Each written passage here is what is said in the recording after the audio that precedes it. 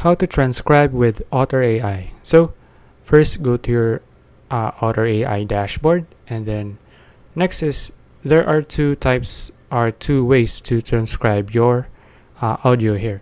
So first is record.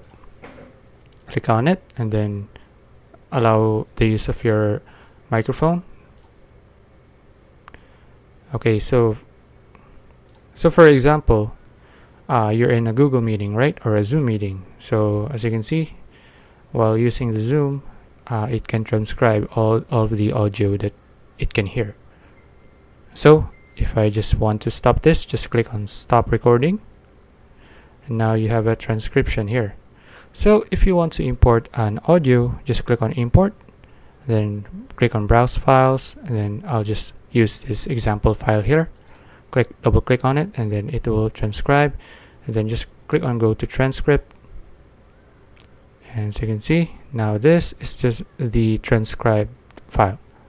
So that's about it. If you found this video useful, please like and subscribe for more videos like this. See you in the next one.